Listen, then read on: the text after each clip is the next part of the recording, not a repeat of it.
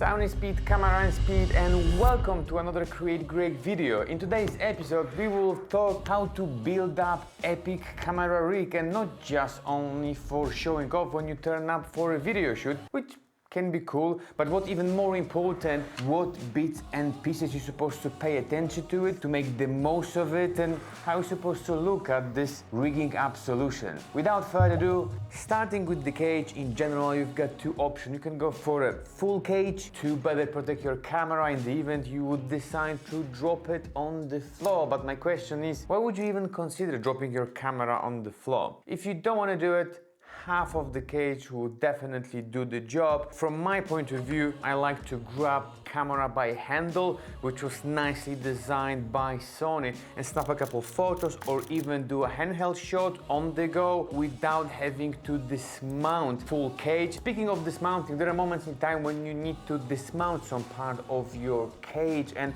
sometimes it would be good to have a screwdriver, like a tiny one, attached magnetically to the bottom of your camera, or you might need an Allen key, which is attached as well magnetically to the bottom of your camera, and it's everything to speed up your workflow, which we know is very important. But even more important than that is this side of the cage, because this part will protect your port. So we've got the audio in HDMI, which are very fragile, especially micro HDMI, which is used in Sony A7C. This camera have two Swiss type sliders, so you can mount your camera horizontally or vertically to shoot the orientation which works for your content creation. I've been testing different solutions with Swiss mounting option, and frankly speaking, one of the cheapest one on Amazon works for me like a charm.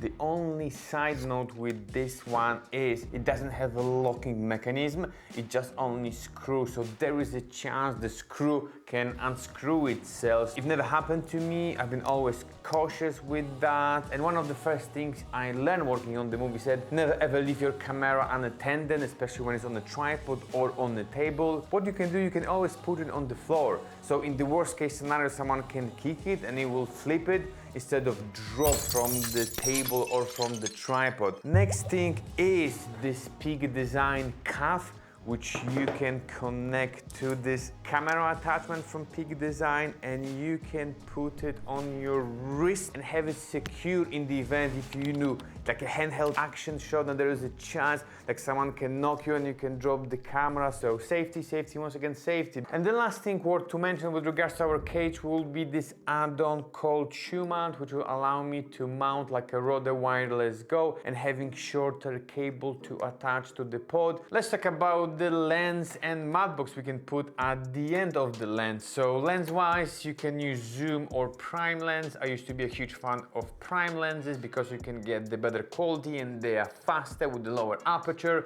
Now, because of the speed, happy with using 24 to 105, which give me the nice from wide all the way to a close one.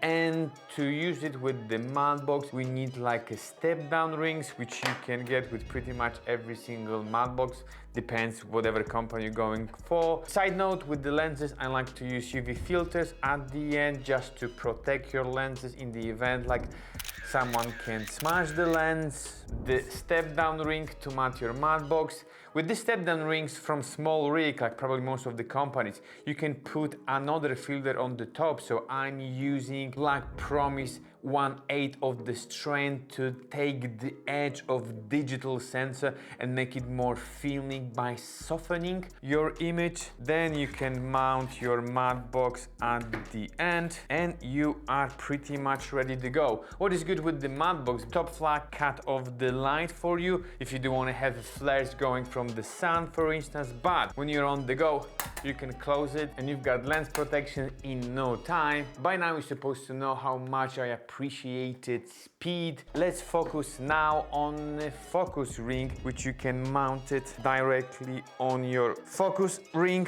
What is good about the seamless one, which I decided to buy a bunch of them of a different size, you've got two options. You can use the one which is seamless, as I pointed one here, or you can actually go for universal one, which you can adjust, depends on the size of the focus ring of the lens. The issue with that, especially when you use lenses focused by wire and you put this one, you will not be able to rotate 360 degrees, which is a bit of pain in the neck. So this one will definitely do the job. Before we go to the bottom mount, I forgot to mention about the filter tray, which is 4 by 5.65 if I'm not mistaken.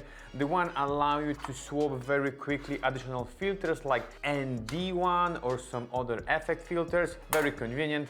And it's all about the speed, as we know. Now it's time to mount our bottom plate through Arc Swiss quick release. Then we've got our short rod, and then we can mount at the end of it our focus pull. And now we are ready to rock and roll focus. Okay, the first issue here is the lenses focused by wire. You cannot hit precisely the set focus point. The only way you can do it is the proper cinematic lenses when the focus is hardwire. Now let's move to the top part of our rig, which is handle to mount on the top. And as the name indicates, it's a handle to handle camera, but it's something more than just only handle to move your camera. First thing, like with the rig, you can find a hidden Allen key in this type of handle I got for SmallRig. So very cool to tighten your handle even better for protection. But what I would like to talk now is how you can actually use the handle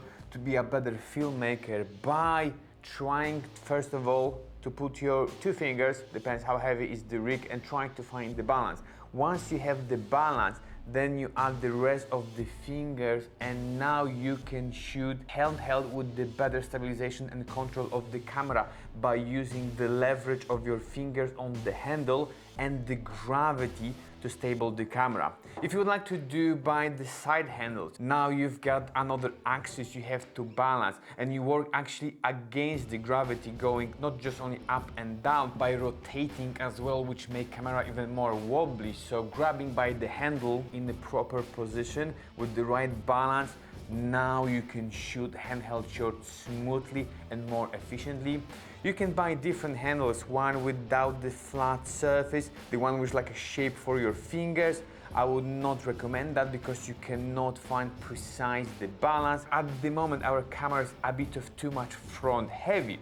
So now we can mount our monitor by using tilt and swivel cold shoe mount from SmallRig as well. What is very cool in this solution, we've got the small pin which is locking our cold shoe mount, so we will not lose our monitor in the event if you get loose. Now we can use our hidden Allen key to tighten our monitor even better. Once this one is ready, we can connect our monitor. Once the cable is connected, I'm using something which is called bongo ties. It is rubber with this nicely shaped wooden part at the top to nicely organize your cables. And last but not least is our sound. We start with mounting our Rode Video mic Go 2 at the front of our handle. Then we plug to our Rode Wireless Go 2 via coiled cable for better cable management. Then we leave here our another wireless Go transmitter, and what is left to put our receiver at the cold shoe mount, and the last